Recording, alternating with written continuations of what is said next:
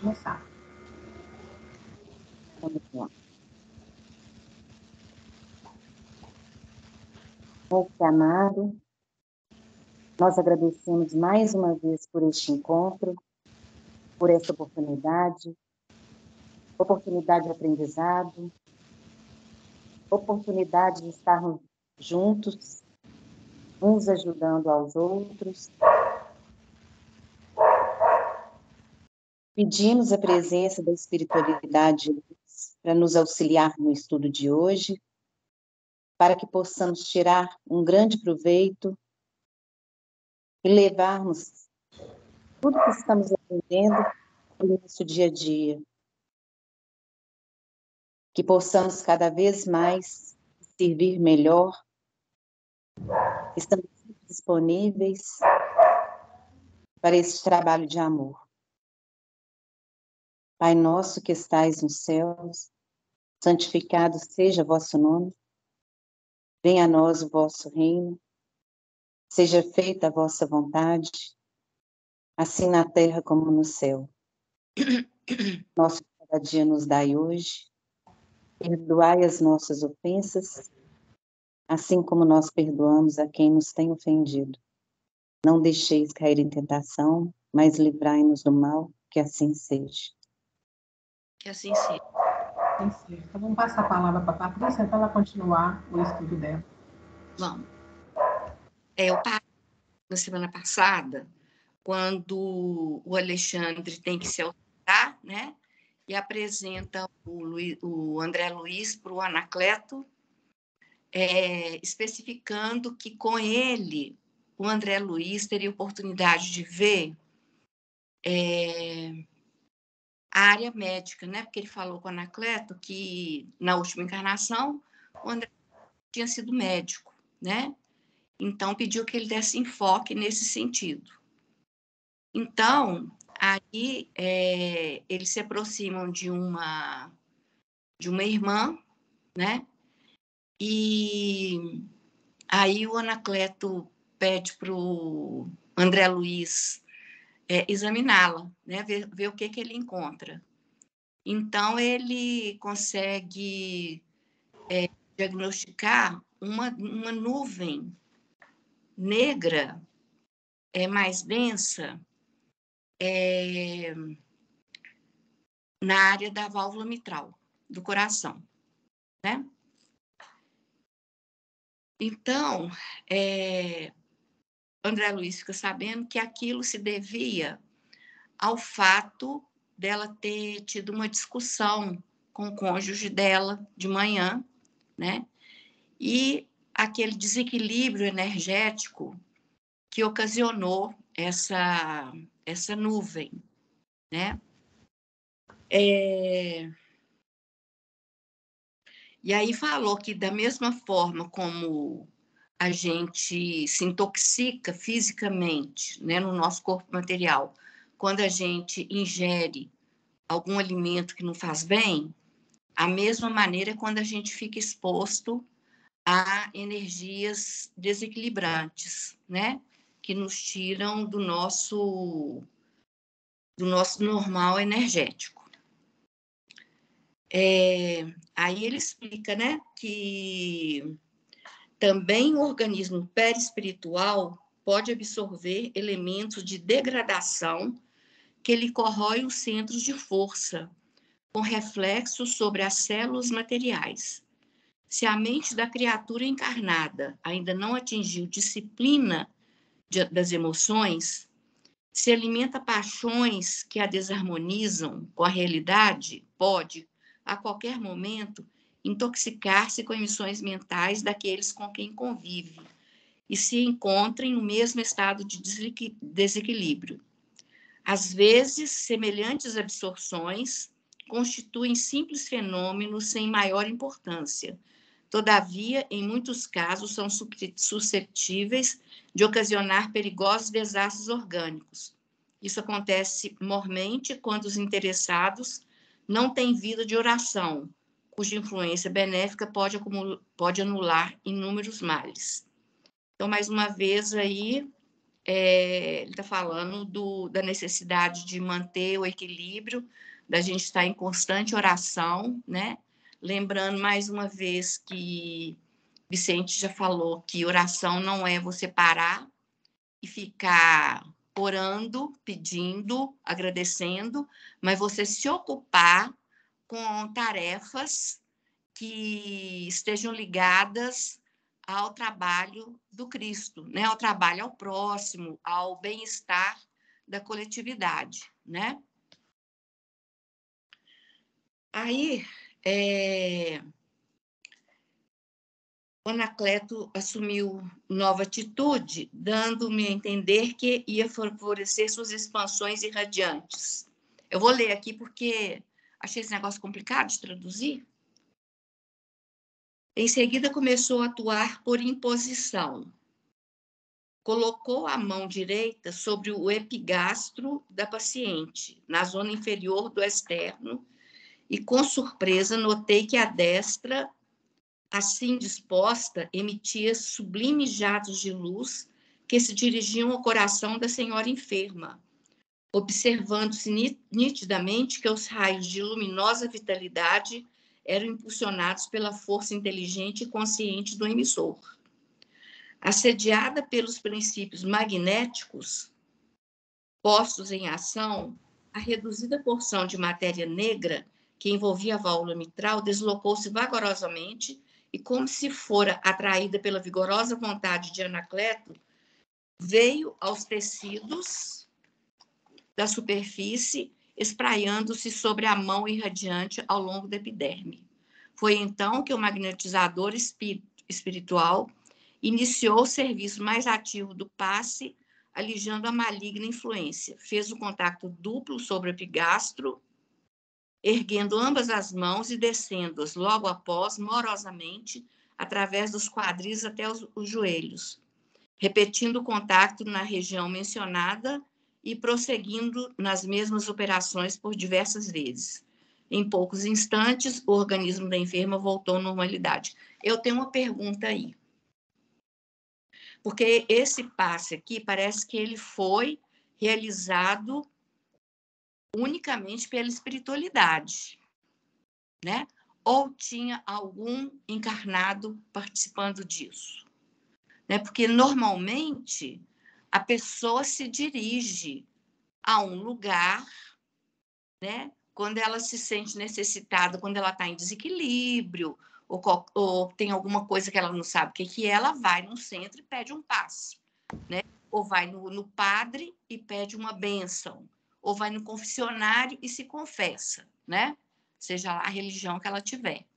Mas aqui parece que não foi pedido nada disso, porque essa irmã, se ela está encarnada, ela teria condição de pedir espiritualidade para fazer esse passo nela? Na realidade, Patrícia, essa irmã aí que ele menciona, ela foi ao centro para buscar, porque eles estão fazendo um trabalho no centro espírita. Então, ela foi ao centro para buscar ajuda, né? Pois é, mas aí não tem nenhum encarnado participando disso. Não, mas lá mais na frente você vai ver que tem. Você estudou o capítulo todo? Estudei. Eu acho que tem, sim. Se você pegar lá no início, ele começa a falar sobre os passes. Inclusive, na aula passada, eu peguei aquele passes e curas espirituais, que eu sei que é o ler logo no começo, e fiz uma classificação dos passes, né? O magnético, o espiritual, né? O que é o de espírito e de encarnado. Mas aqui eu não estou percebendo, não. Lá no início, eu acho que fica subentendido, né, que como já é um centro espírita e já tem o serviço de passe, supostamente o passe já está acontecendo ali. Só que na espiritualidade localizou o que é a necessidade dela especificamente, porque talvez o passista não identificasse de cara. Entendi. Eu imagino assim, porque os livros do André Luiz são sempre a visão dele pelo plano espiritual, né? Não entra muito nessa questão do que aconteceu no momento dos encarnados. No início ele fala assim, ó, em todas as reuniões do grupo junto ao qual funciona Alexandre, com atribuições de orientador, vários são os serviços que se desdobraram sob a responsabilidade dos companheiros desencarnados. Nem sempre me foi possível estudá-los separadamente. Todavia, respeito a alguns deles, não me furtei ao desejo forte de receber as licitações do respeitável instrutor. Um desses serviços era o do passe magnético. O passe magnético, ele é dado por nós encarnados. O outro passe é o passe chamado passe espiritual, ministrado aos frequentadores da casa. Ele está falando de um trabalho que é feito lá na casa, e lá na frente ele continua. O trabalho era atendido por 6 entidades, envoltas em túnicas muito alvas, como enfermeiros de vigilante. Enfim, na realidade eles estavam num trabalho dentro da casa, de uma casa espírita. Ok. Está relatando mais para frente outros, né, que vão surgir. Tá. Aí depois, o Luiz André pergunta justamente isso, né? Se essa irmã não tivesse ido a uma casa espírita, né, Acabando de confirmar, né? Essa irmã, essa doença ficaria oculta, né?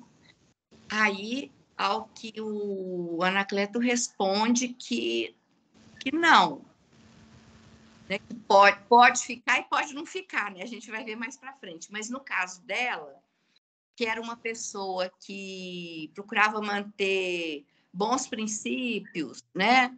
Retidão de caráter e que estava sempre ligada às questões espirituais, e mesmo que ela não procurasse uma casa espírita, ela seria socorrida, né? Então ele fala aqui, o homem que vive mentalmente, visceralmente, a religião que ele ensina, a senda do bem, está em atividade intensa e renovadora, recebendo por isso mesmo as mais fortes contribuições de amparo espiritual, porquanto abre a porta viva da alma para o socorro de mais alto, por intermédio da oração e da posição ativa de confiança no poder divino, né? Ele fala também que não, ele tem outro lugar. É preciso assinalar, porém, que os auxiliadores magnéticos transitam em toda parte, onde existam solicitações da fé sincera, distribuindo o socorro do Divino Mestre dentro da melhor divisão de serviço. Onde vibre o sentimento sincero e elevado, aí se abre um caminho para a proteção de Deus, né? Aí depois eu sinalei outro pedaço aqui. Se fosse uma criatura de sentimentos retos, embora infensa à religião, em suas meditações naturais, receberia auxílio, não obstante pela sua incapacidade de recepção mais intensa das nossas energias radiantes. Mas se ficasse integralmente mergulhada nas sombras da ignorância ou da maldade, permaneceria distante da colaboração de ordem superior, e as suas forças físicas sofreriam desgastes violentos e inevitáveis pela continuidade da intoxicação. Quem se fecha às ideias regeneradoras, fugindo às leis da cooperação, experimentará as consequências legítimas. O que a gente planta, a gente colhe, né?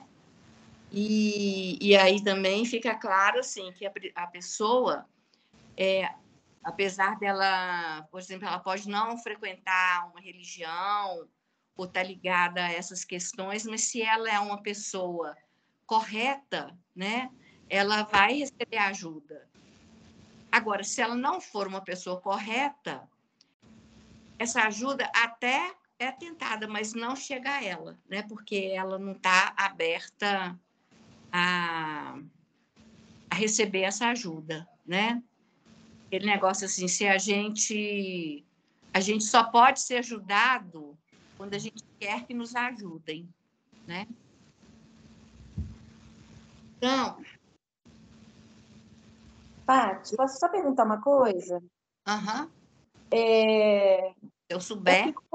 Eu fico com uma dúvida do seguinte: quando a pessoa está lá, tem muito obsessor, vive uma vida, sim, tumultuada, não é muito de conectar com a espiritualidade, nem nada disso. Aí está lá cheio de obsessor, mas procura um centro espírita. Só o fato de procurar já não demonstra que a pessoa está querendo uma mudança? A primeira pergunta que eu faço é essa: algum desejo de mudança já começa a aparecer ali, a surgir ali. Só que a gente sabe, a gente já estudou, que obsessor não é assim. Vai lá, toma um passe e o obsessor vai embora. A pessoa precisa de uma transformação moral. Só que, às vezes, ela está com tanto obsessor que ela não consegue sair daquilo e ter aquela transformação moral. Mas vai chegar um momento que eu penso assim, será que vai lá tomando um passo, até chegar uma hora e ela consegue se libertar desses obsessores e consegue essa transformação? Não é assim, mais ou menos, que funciona? Eu entendo de outra forma, Isabel. Eu acho assim, se a pessoa foi lá, em algum lugar dela, existe essa nem que seja assim, um buraquinho mínimo de penetração para poder de abertura. Mas tem muita gente também que vai lá. Pois é, mas eu acredito assim que somente o passe não vai resolver, não. Uhum. Ela encontrar um ambiente propício para que ela mesma procure mudar de atitude, né? Então, ela percebe alguma coisa e, a partir dessa percepção, por menor que seja, ou por mais inconsciente que seja, ela já tem um vislumbre de um outro caminho, né? Porque só o passe, se a pessoa continua errando, eu acho que o passe não funciona, não. Não, o que eu estou querendo dizer, assim, eu sei que não funciona, mas para ela mudar de atitude, entendeu? Assim, tipo, às vezes está lá tão cercada de obsessor que é muito difícil sair daquele ciclo. Você está entendendo o que eu estou querendo dizer? Então, às vezes, no fato de procurar, vai chegar uma hora, assim, não vai ser de uma hora para outra. Mas, às vezes, assim, às vezes vai mais um pouquinho. Quem sabe, às vezes, eu penso que pode funcionar. Mas assim, aí, na frente, eles fazem 10 tentativas. Depois dessas 10 tentativas, e que a pessoa persiste naquele... Aí não tem jeito. Aí eles realmente falam aqui que essa pessoa vai ter que arcar com as consequências do seu ato. Né? Aqui, eu vi que está falando do passe humano, bem na primeira parte, logo na primeira página do passe, que fala isso. Ok. Tá? Mas obrigada. Nada, o Vicente, você quer falar alguma coisa? O Vicente é que sabe das coisas. Não, nós todos estamos estudando, todo mundo sabe, né? Mas é isso mesmo. Hoje mesmo me perguntaram lá na reunião sobre essa questão do passe. O passe é como um medicamento. Você tem uma dor de cabeça, você toma um analgésico e a dor de cabeça passa. Mas você tem que descobrir o que está causando sua dor de cabeça. Então, o passe tem uma função remediadora. Então, você entra no centro, quando você entra no centro, tanto é que ele vai falar aí na frente que, numa casa espírita, o mundo espiritual tem mais recursos para poder auxiliar aqueles que buscam das demais casas. Por quê? Porque na casa espírita existe o entendimento do trabalho que é feito pelo mundo espiritual. Então, fica mais fácil e eles têm muito mais capacidade de auxiliar, né?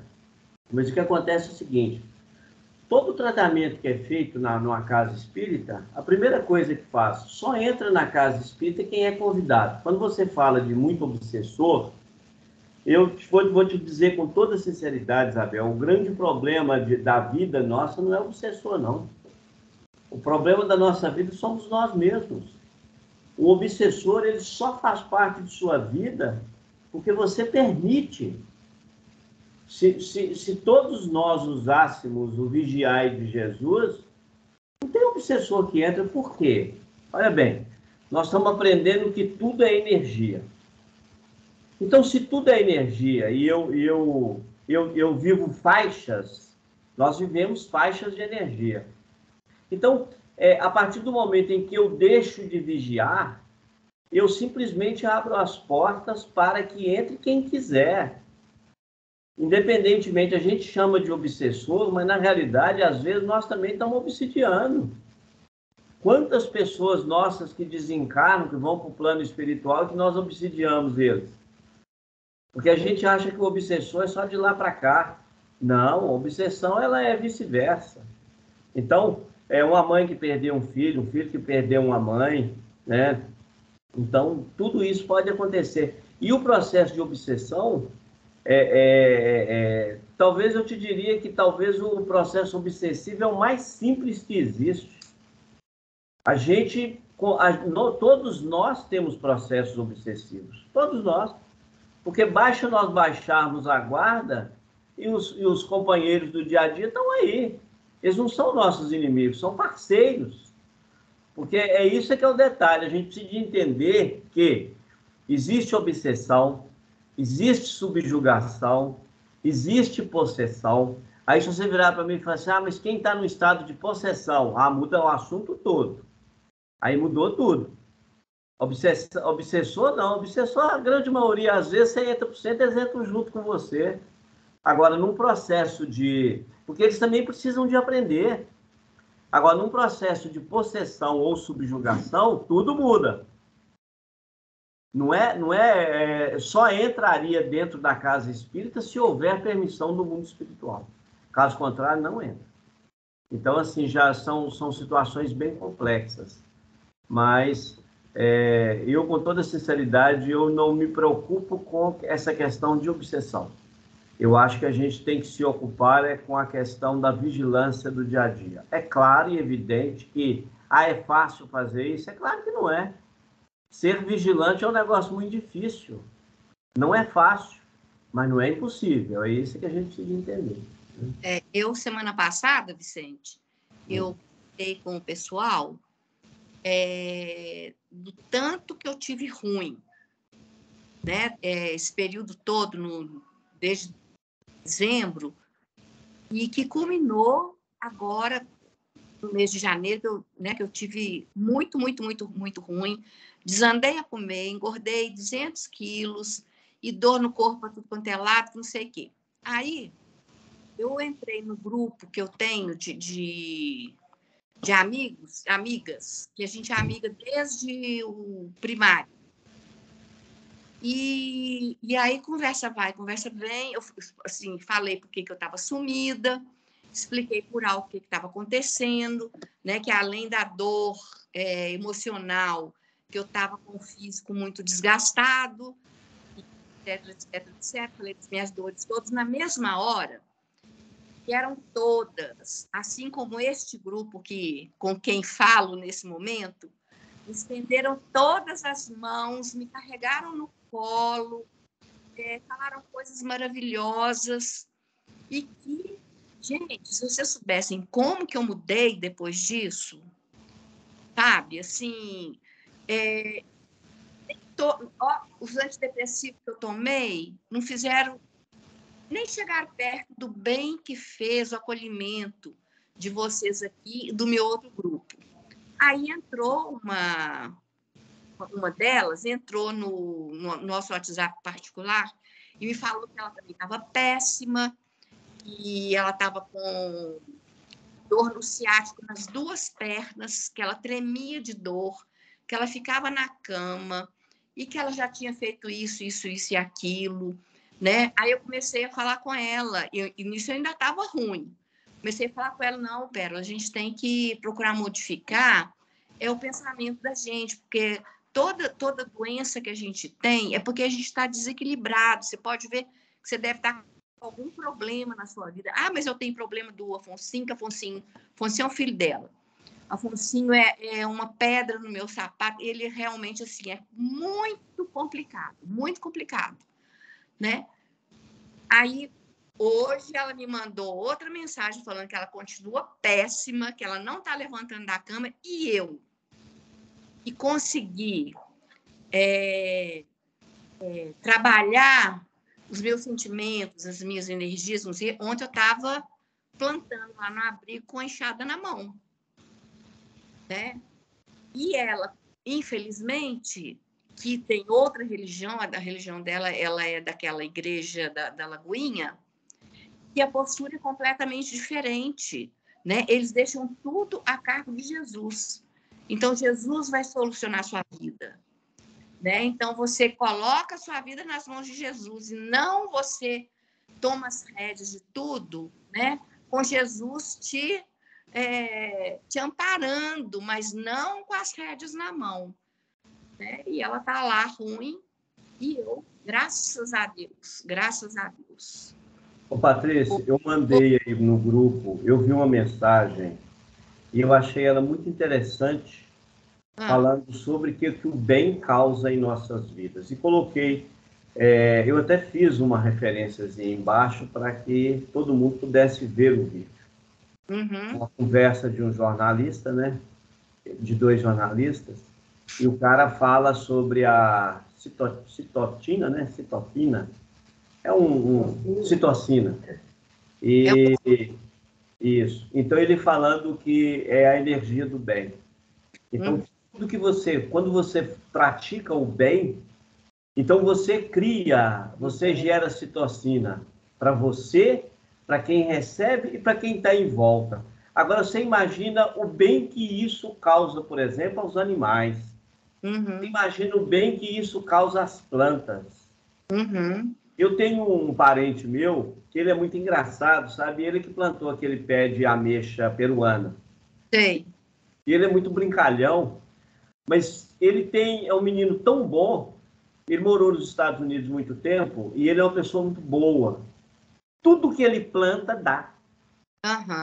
Ele tem um pedacinho pequeno lá na casa, ele mora na casa do sogro dele, aí o sogro deu ele um pedacinho de terra lá. A quantidade de muda que ele faz, de uma quantidade de coisa, eu fico impressionado. Coisa que às vezes no dia a dia você não consegue fazer uma muda, ele faz na maior facilidade. Mas é uma pessoa que está sempre de bom humor, está sempre rindo, brincando, sabe? Então, assim, por que eu vivo rindo e brincando? Eu vivo rindo e brincando. Não é que eu estou debochando de nada, não é que eu não estou levando nada a sério, mas é porque eu cheguei à conclusão de que quando nós agimos assim, os nossos problemas ficam tão pequenos que a nossa alegria cresce mais. Então, assim, por isso é que eu mandei a mensagem no grupo, eu não sei se todo mundo viu. Se todo mundo viu, que bom. Mas é porque as pessoas, às vezes, já estão tão cansadas de mensagens que não gostam de escutar. Mas tem algumas que realmente fazem a diferença e ele fala tudo o que você está falando. Até porque... eu duvido que você, Vicente, mande uma mensagem que todo mundo não veja. Mas eu mando, Patrícia. Eu assim, que a gente faz seleção. Às vezes, Estela me manda uma mensagem e eu acho que a mensagem foi tão bacana e tão interessante que aí a gente tem que dividir com todo mundo. Mesmo, às vezes, tem piadas que no grupo normalmente eu não mando, não. Mas para algumas pessoas, assim, no particular, principalmente para você, eu mando. Por quê? Porque a gente precisa rir. Nós precisamos rir.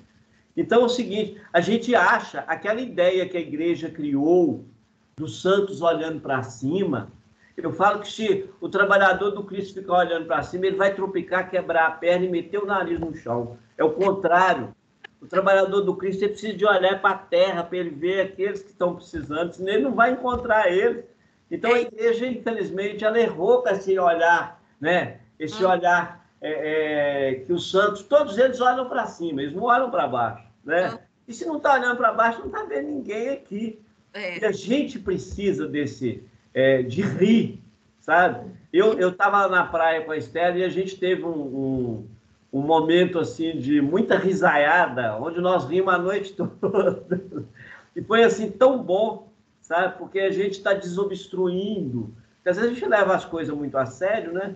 Então você está tendo um momento de desobstrução do fígado, né? E nada melhor do que rir. Ela voltando ao abrigo, a Estela, a família dela é muito engraçada. A minha é muito pior, Patrícia. Hoje mesmo eu fiz um comentário, né, lá na campanha do Quilo, que mas a Estela vão nas festas da minha família até a hora que meu irmão não tira a roupa e a gente vem embora. Então, por aí você tem uma noção de tudo que pode acontecer, né? Deus do céu. Mas é isso. Então, vou voltar aqui, né? Então, agora, já vai para uma outra pessoa, né? Que é diferente daquela irmãzinha tão querida lá, né? Então, era um senhor idoso e aí o Anacleto pediu para o André Luiz prestar bastante atenção no organismo dele. Aí o André Luiz fala: analisei-o acuradamente. Com assombro, notei-lhe o fígado profundamente alterado. Outra nuvem, igualmente muito escura, cobria grande parte do órgão, compelindo a estranhos desequilíbrios. Toda a vesícula biliar permanecia tingida. E via-se com nitidez que os reflexos negros daquela pequena porção de matéria tóxica alcançavam o duodeno e o pâncreas, ou seja, isso aí está ferrado, né? Modificando o processo digestivo. Alguns minutos de observação silenciosa davam-me a conhecer a extrema perturbação de que o órgão da bile se sentia objeto. As células hepáticas pareciam presas de perigosas vibrações. Aí o Anacleto fala com ele que toda perturbação mental é ascendente de graves processos patológicos. Afligir a mente é alterar as funções do corpo. Por isso, qualquer inquietação íntima chama-se desarmonia e as perturbações orgânicas chamam-se enfermidades. Ô, gente, isso daí, assim, toda hora a gente vê isso, né? Toda hora. É impressionante. Eu acho que um espirro que a gente dê não é ao acaso, né? Alguma coisa que está em desordem aí. Aí continuou. Por isso, Patrícia, que a gente tem que entender, quando o Ezequiel fala, nós estamos numa escola. Esse é o detalhe. E quem está numa escola está para aprender. E além de aprender, é aí que entra a questão das provas. Além de aprender, ele tem que praticar, porque senão ele não é merecedor de uma nota. Então, assim, eu falo que é um comparativo muito interessante, né? A gente está falando hoje que os espíritos que, às vezes, espíritos como o Francisco de Assis, como o Bezerra de Menezes, o próprio Chico Xavier, né, uma Madre Teresa, uma Irmã Dulce, espíritos que viveram na Terra e que atingiram patamares de iluminação, quase sempre, a grande maioria desses espíritos, eles atuam em outras esferas para a Terra. Mas aqueles que têm um amor pleno pelos homens, eles pedem para ficar aqui na Terra. Agora, olha para você ver, para o espírito de um quilate, de um Francisco de Assis, para permanecer aqui na Terra, ele tem que usar uma veste de tal maneira para ele apagar o sol dele. Senão ele não pode, ele não tem nem condições de ajudar, porque a presença dele, eu digo a presença perispirítica dele ao nosso lado, ela poderia constranger nossos órgãos e, inclusive, trazer prejuízos, né? Porque a luminosidade é tamanha, a força energética é tamanha, você pode comparar o quê? O nosso corpo como sendo um radinho a pilha e o corpo perispirítico de um espírito como Francisco de Assis como se fosse uma turbina de um avião, né? Com uma capacidade energética aí de milhares de volts. É mais ou menos assim. E você vai ver que o radinho basta 12 volts, funciona tudo. Agora você imagina milhares de volts, que é a energia de um espírito. Você pega um espírito como Jesus, né? Que ele, dizem os espíritos que o corpo espiritual de Jesus é um sol 300.000 vezes mais, com mais força do que o sol que ilumina a Terra. Isso é o Emmanuel que fala. Uhum.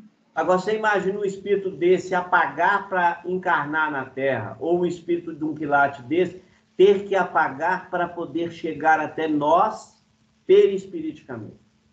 Uhum. É fácil. Bom, então, aí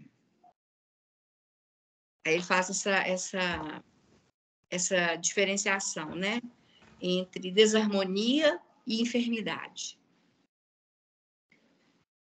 Aí ele colocou a mão na fronte desse senhor, né, e falou que ele é um temperamento muito vivo e está cheio dos valores positivos da personalidade humana. Tem atravessado muitas experiências em lutas passadas e aprendeu a dominar. Engraçado que esse aqui eu acho que eu não li, não. Estava confundindo.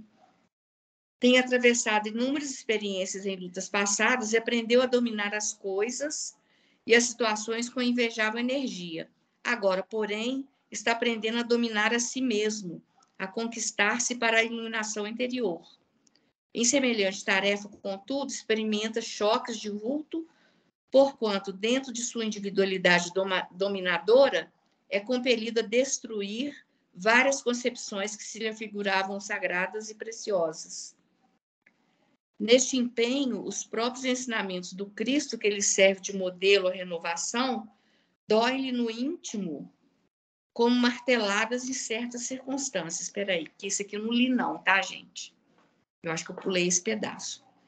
Nesse empenho, os próprios ensinamentos do Cristo, que ele serve de modelo à renovação, dói-lhe no íntimo com marteladas em certas circunstâncias.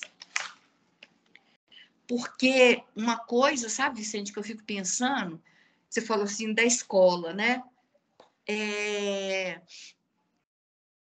A gente pode cair no erro também de ficar tão preocupado em acertar sempre, né? Que isso gera um nível de ansiedade e descontentamento com a gente própria, né?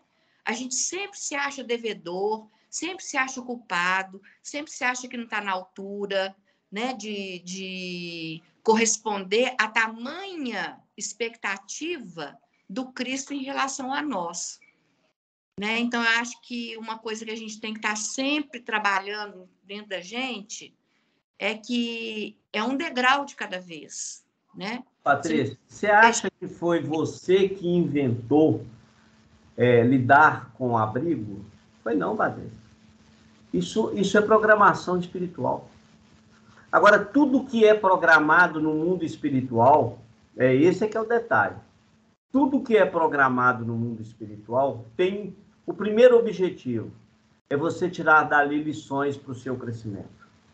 Tá certo? Segundo, despertar valores em todos que estão ao seu redor. Uhum. Terceiro, ato de desapego. Olha um monte de coisas que é num trabalho só. Tá certo?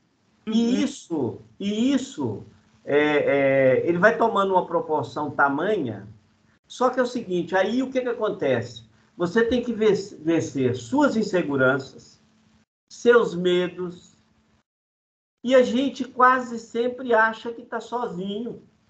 Esse é o grande problema nosso. Porque quantas vezes você está numa situação em que você... É como se você não visse... É como se as portas estivessem todas fechadas. E, na realidade, não tem porta fechada. É você que fechou. Porque, ao contrário, as portas do mundo espiritual estão abertas para você, para o seu aprendizado, para o seu crescimento. Esse capítulo do passe... A gente precisa de entender o seguinte, quando você cita aí as suas amigas lá do grupo, a sua companheira da igreja da Lagoinha, por que que ela não alterou? Ela não sabe aplicar o autopasse. E como que se aplica o autopasse? Primeiro, a aceitação de que erramos. Esse é um passo.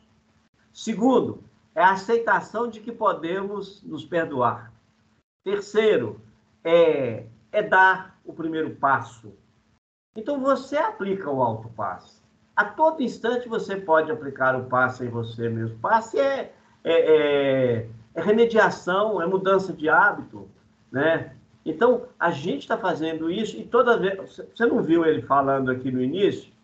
Ele diz o seguinte, a quantidade de trabalhadores no campo espiritual para auxiliar os encarnados é tamanha que nós, os encarnados, não temos a noção de tudo isso. E ele ainda questiona, mas esses espíritos atuam só nos centros espíritas? Ou só nas igrejas? Não. Eles atuam em todos os lugares onde houver a necessidade, desde que ali haja um pedido com fé. Olha que interessante. E que isso chegue até eles. Uhum. Então, o auxílio vem, mas ele não basta eu pedir, né? Eu tenho que ter condição para pedir. Porque, assim, o que a gente mais vê, você não citou a sua amiga, você melhorou, ela piorou. Mas por quê? Porque é muito simples. Eu vi, essa semana eu vi um vídeo de eu imagino que seja um pastor. Eles chamaram ele para falar sobre espiritismo. Isso está correndo aí no movimento aí. Eu vi isso no TikTok. Para ele falar sobre espiritismo. Gente, ele fala tanta asneira que eu fiquei bobo, sabe? Ele fala, aí ele pega, ele mesmo faz um comentário, né? E tudo ele busca na Bíblia, no Antigo Testamento. Tudo ele busca no Antigo Testamento. Aí ele fala lá, por exemplo, que é proibido por Deus a comunicação entre os homens e os espíritos. Olha que interessante. Aí eu, na hora, eu também já li a Bíblia, não sou estudioso, mas já li, né? Já busquei muitos capítulos.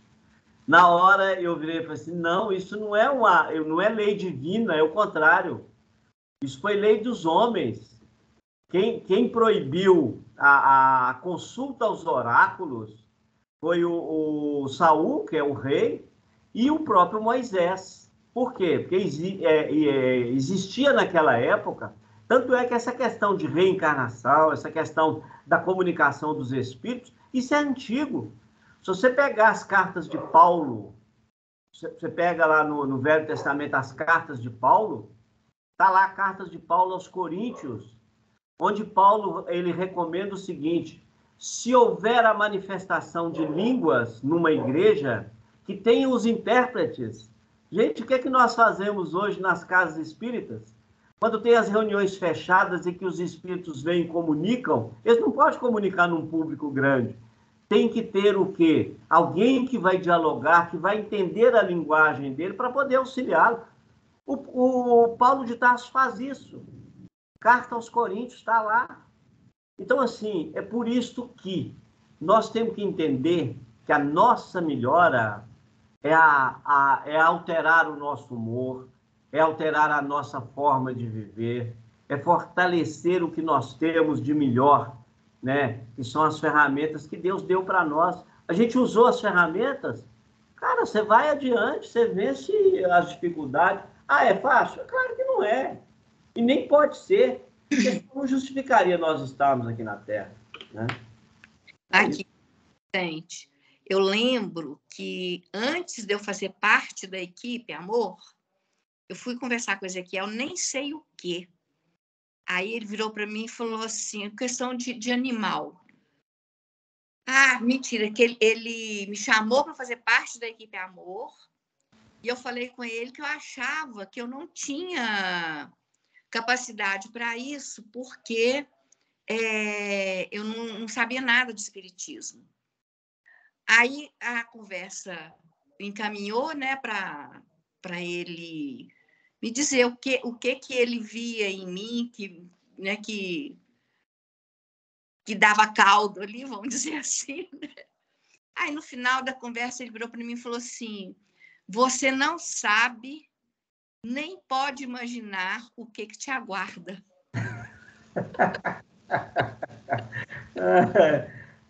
Patrícia. Gente, eu não esqueço isso jamais, e eu só fui conseguir ligar isso quando o abrigo ficou nas Depois minhas... da obra. E engraçado é que eu, mas a Estela também não sabíamos de nada.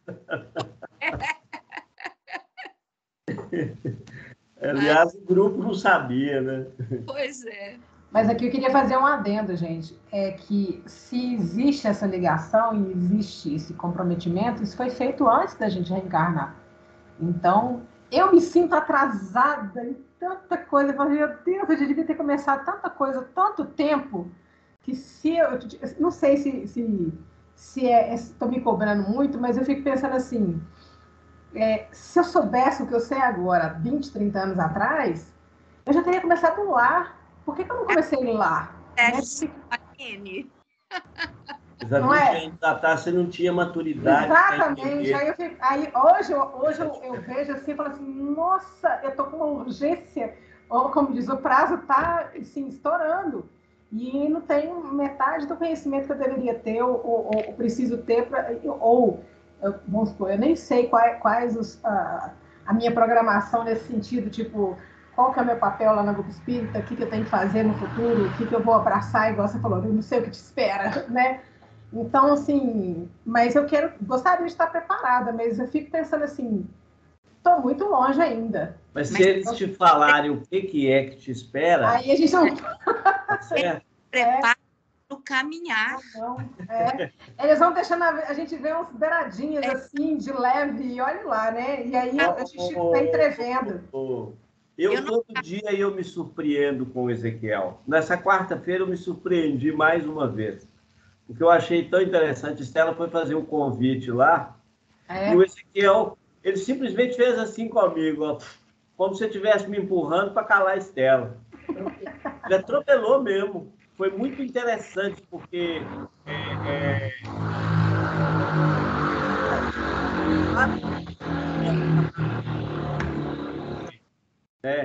que ele justifica depois, né? Mas eu achei muito interessante. Então, como que eles programam as coisas? Às vezes a gente está tão aéreo com os negócios, que você não está nem aí. Eles já estão lá na frente há muito tempo. Muito tempo. Não tenha dúvida disso. Então, assim, eu tenho aprendido, eu falo que os meus últimos 5 anos de vida têm sido os melhores, eu digo, no meu crescimento, sabe? Porque eu acho que hoje a gente tem muito mais maturidade até para calar, até para ouvir, né? E então, assim, hoje de manhã cedo na campanha do Quilo, nós acabamos tocando num assunto sobre homossexualidade, que foi muito positivo. Nós éramos só 6 pessoas, mas foi tão positivo o assunto que tinha que ser para nós, né? Porque a gente está vivendo um momento disso. Então, quem fez a proposta fui eu, porque acabou que a gente não tinha escolhido ninguém para ser orador na campanha do Quilo hoje, então eu propus ao pessoal, vamos falar sobre homossexualidade, porque a espiritualidade está me cobrando isso, né? de falar um pouco mais sobre esse assunto na Casa Espírita, porque a Casa Espírita tem o dever e a obrigação, em razão dos conhecimentos que nós temos, de chegar à frente com qualquer assunto. Não é só homossexualidade, é todos os assuntos. Então, como isso já está em pauta, né? Aí a gente sugeriu, e foi assim, muito importante, por incrível que pareça. Mas tudo começou porque a Mocidade colocou um cartaz lá no centro e colocou no cartaz, quem observar lá vai ver, que tem, fala sobre família. Então, são 2 homens de mão dada, 2 mulheres de mão dada, um homem e uma mulher, e que isso realmente impactou um monte de gente. Olha que interessante. Impactou muitas pessoas, inclusive pessoas mais velhas, ao ponto de até me procurar e me questionar, falando, gente, não está errado isso não, né?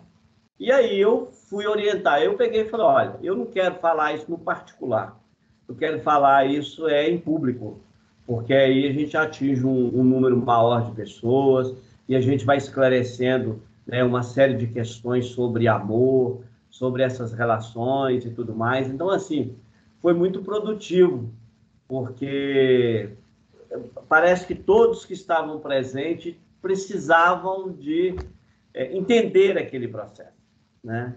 Então, não tem nada perdido. Mas aqui, Aline, só voltando no seu gancho, só um minutinho. Você falou que não sabia, estava preparada, o que te aguarda e tal. A gente nunca está preparado, né?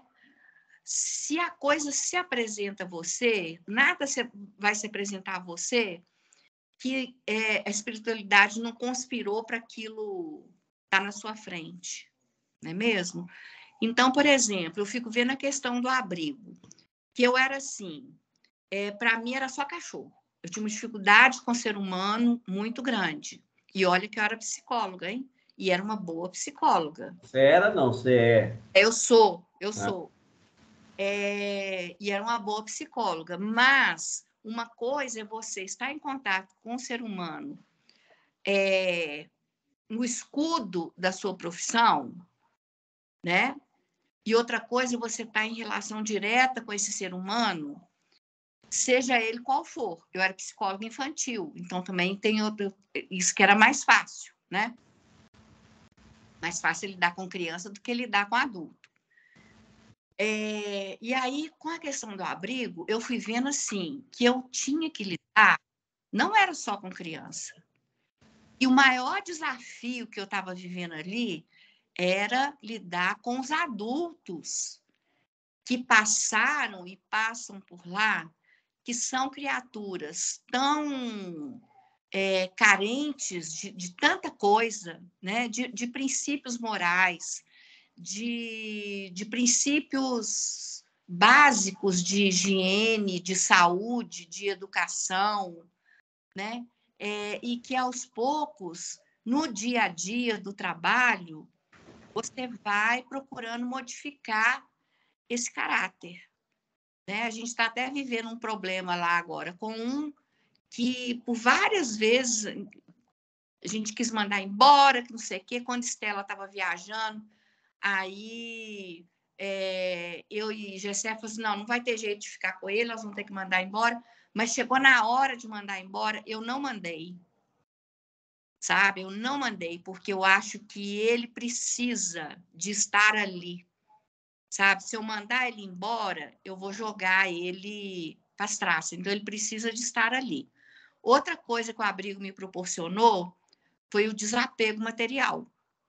Porque eu sempre fui uma dondoca, né? Eu gastava rodos de dinheiro com roupa, com viagem, com não sei o quê, né? Não vou nem falar o preço da bolsa, né, Vicente? Não fala, não. Não fala, não, que eu assustei. Calado. E, de repente, eu tô sendo obrigada a abrir mão de tudo isso em prol do abrigo, né? E o abrigo não é só cachorro, como eu te falei, são as pessoas também, né? Então, isso daí é um teste para mim, sabe? Violento, violento. E outra coisa é a minha necessidade de controle. Dizem que virginiano controla tudo, né? Eu tenho uma necessidade de controle, de saber. Eu nunca bebi porque eu tenho medo de ficar bêbada e perder o controle sobre mim mesma. Eu gosto de controlar tudo o que está ao meu redor, porque eu não gosto de me ver em surpresa nenhuma. E lá eu não tenho isso, né? Eu até conversei muito com o Vicente sobre isso, né? Que eu estava com muito medo com essa questão do dinheiro, de eu não dar conta e de não ter dinheiro para continuar colocando no abrigo e tudo. Não sou eu que tenho esse controle. Vicente fala comigo. Se Deus colocou no seu caminho, se Deus colocou isso como missão para você, você vai dar conta. Né? Ele não ia dar uma missão para alguém que ele não considera que tenha todos os subsídios para poder. Né? Agora, vai ser com facilidade? Não sei. Vai ser com dificuldade? Estou falando até financeira, né? Pode ser que o meu dinheiro acabe, mas eu vou ter que me virar para poder dar conta disso. Então, é um novo aprendizado, né? É que a gente quer tudo assim, de acordo com o que a gente programa. Então, esta coisa que chama abrigo, que veio até a mim, é que, nossa, o maior aprendizado da minha vida, sabe? E a gente às vezes não está pronto para isso, mas a gente aprende com o caminhar, né? Ô, Patrícia, você está falando isso aí, eu já citei isso para vocês. Eu tenho tido contato com os cachorros que ficam dentro da casa. E eu sou assim, toda semana eu levo biscoito para eles, né? E faço carinho e tal. Mas assim, a gente às vezes tem hora que você é pouco observador, que você tem muito o que fazer e tal. E tem um cachorro lá que chama Zeus. E ele é muito na dele, ele fica muito no cantinho dele lá, ele não participa muito das coisas.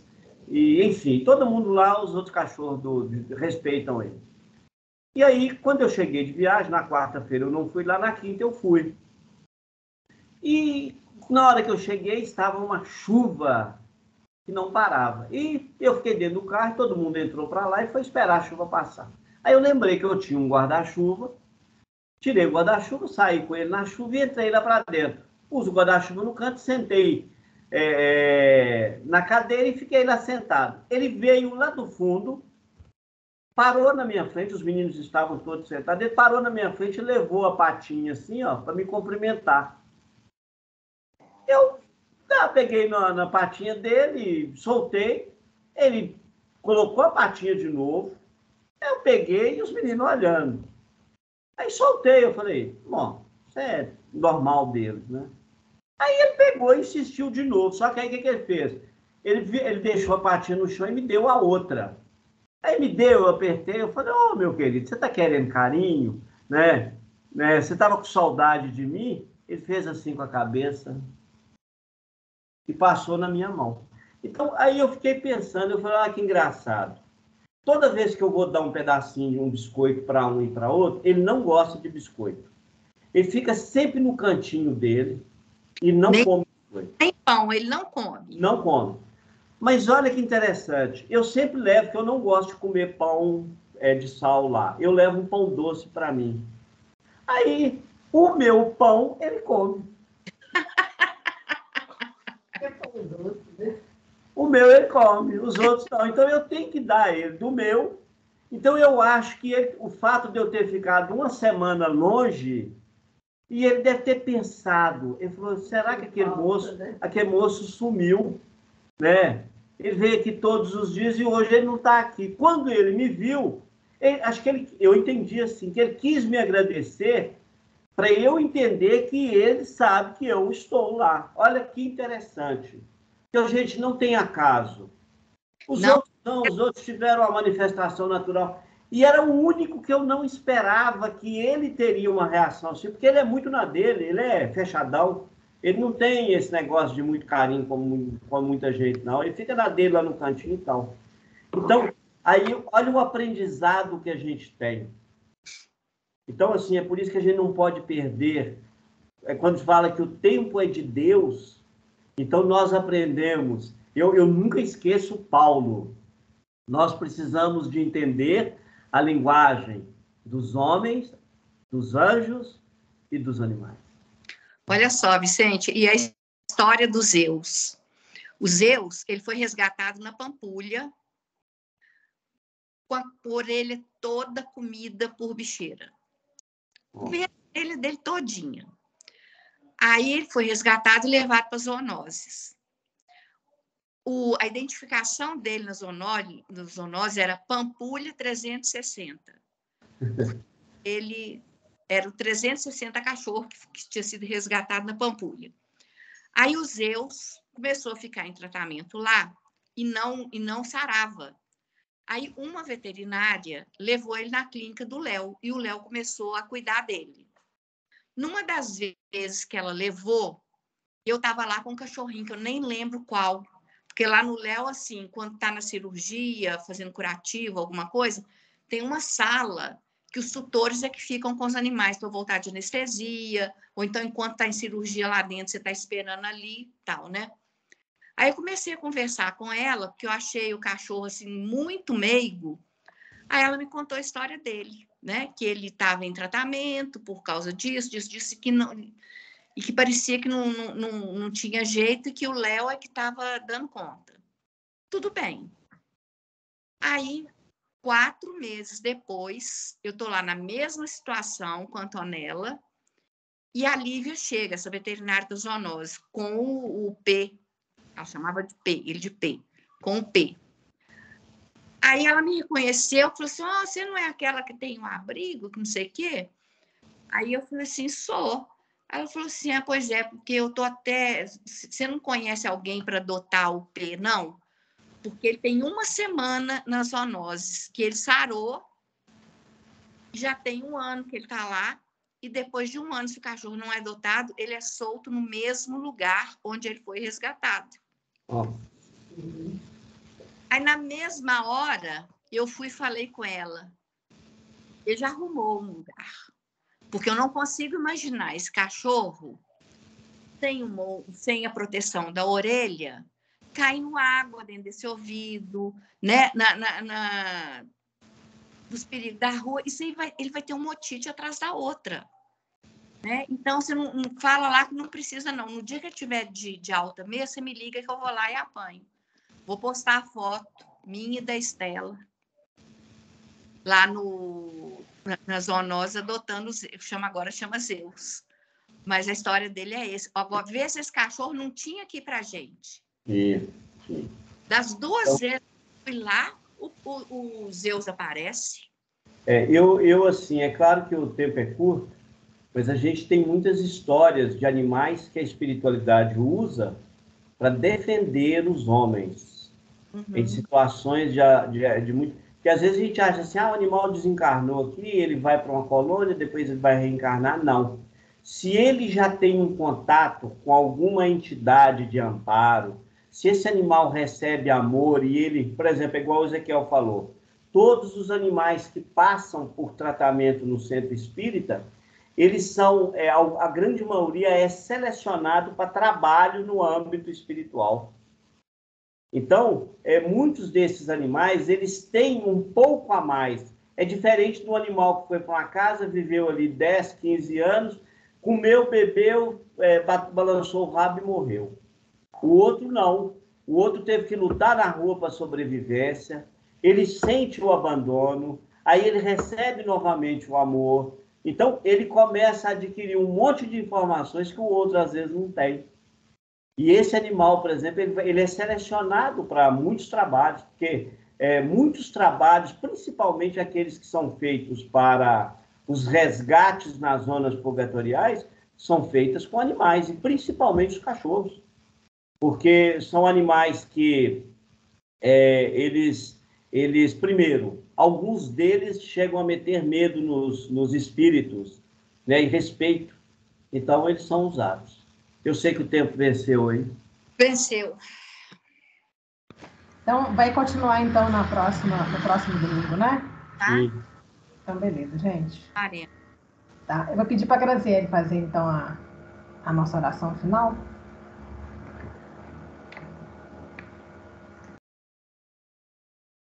Estão me ouvindo? Sim.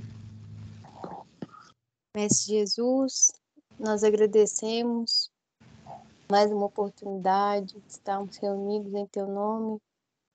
Possamos, Mestre, nessa semana, colocar em prática todos os Seus ensinamentos. Obrigada por tudo, graças a Deus que assim seja. Sim, sim. Assim seja. Gente, boa noite para vocês. Tenham um excelente final de domingo. Uma excelente semana. A gente Boa volta noite, por lá. pessoal. Tchau. Ana, boa noite. Boa noite. Boa noite, pessoal. gente. Até